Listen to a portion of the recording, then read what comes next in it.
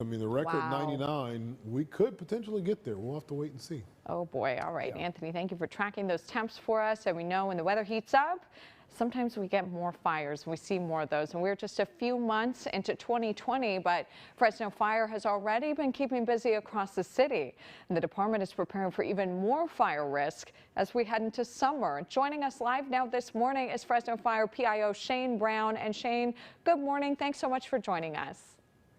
Thanks for having me on. And just Fresno Fire, we know concerned about this potentially busy summer. We had those numbers yesterday in the thousands. What's being done right now to prepare resources and crews? A lot of training. Everything Anthony just said, it perked my ears up.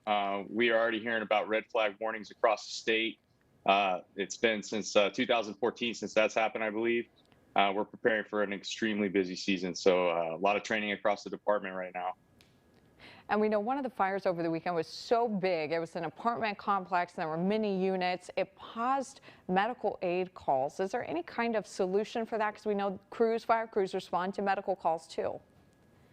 Yeah, I mean, we need more rigs. We need more stations. We need more firefighters. It's that simple. The city's working really well with our administrative leadership to get a plan together. There is a 2035 general plan where we should have potentially up to 31 fire stations across the city.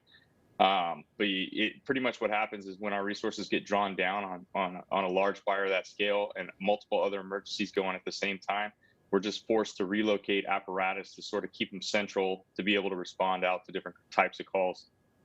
And we know we had the video up just of that fire, and it was huge. There were cars involved. That was in a city area. What can people do if they live in, these suburban or apartment dwellings to kind of fireproof their homes so we can just prevent it from getting to that point?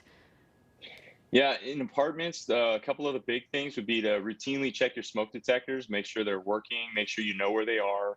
Batteries should be changed twice a year. We typically recommend that when you change the clocks, change your batteries and your smoke detectors. Have an exit plan with your family. Talk about it in the event you have a fire in the home. Cooking fires are very common in apartment complexes, so don't leave your food unattended. Make sure you shut the stove off completely when you're done. Go down to Home Depot, grab yourself one of these little $20 fire extinguishers, keep it in close in the kitchen, and don't overload electrical circuits and breakers. Typically, we hear a lot where someone reports to us that an electrical breaker tripped. They went outside or inside of it if it's an apartment, and they turned it back on. Don't do that. Contact a licensed electrician or the property owner to have it serviced correctly. Those are really great tips. Simple. It's just a trip to the local hardware store to figure out some of those. And I love the fire extinguisher tip.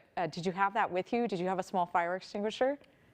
Yeah, I've got one. Yeah, right here. There you I don't know if my go. screen's showing it that great, but it's $20 at Home Depot. It's cheap insurance, and if there's a ton of resources available online. Check out the fire department's webpage under the Public Safety Education tab. Come by a firehouse. We'll show you how to use it. It's really simple. Tons of YouTube videos out there, but just get trained on it. Easy as that, and just to help prevent things from getting as big as what we saw over the weekend. We even had another fire this morning. We saw your crews out handling that. Shane, thank you so much for joining us. Fresno Fire PIO Shane Brown, thanks so much. Thanks for having me. All right, take care. And as more people